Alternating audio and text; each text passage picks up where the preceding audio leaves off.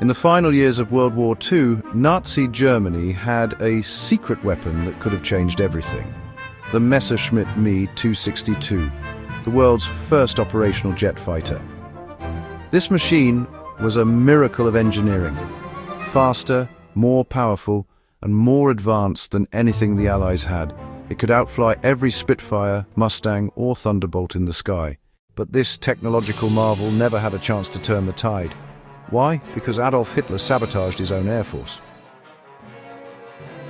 When German engineers and Luftwaffe commanders like Willy Messerschmitt and Adolf Galland presented the Me 262 in 1943, they saw it as a pure interceptor, the ultimate weapon to stop Allied bombers devastating German cities.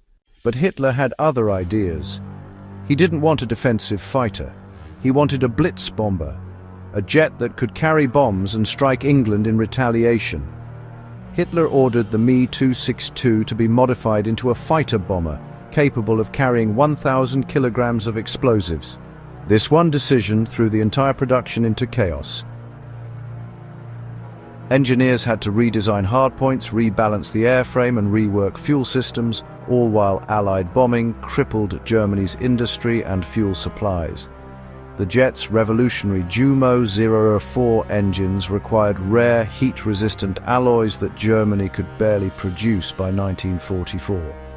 As Hitler obsessed over his so-called wonder weapons, months were wasted arguing over whether the Me 262 should bomb or defend. By the time he finally allowed it to be used as a fighter in November 1944, the war was already lost in the air. The Allies had total air superiority. Germany's fuel reserves were gone, and many of the Luftwaffe's best pilots were dead or captured. Only a few hundred Me 262s were ever made.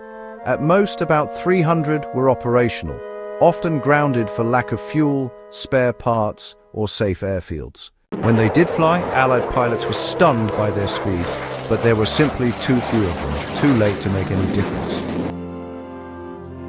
If Hitler had let his generals deploy the jet a year earlier as intended, it might have torn Allied bomber fleets apart and delayed the inevitable. Instead, his arrogance and obsession with offense handed air supremacy to the Allies, ensuring the Reich's defeat from above. The Me 262 was the dawn of the jet age, but for Nazi Germany, it arrived as a funeral bell, not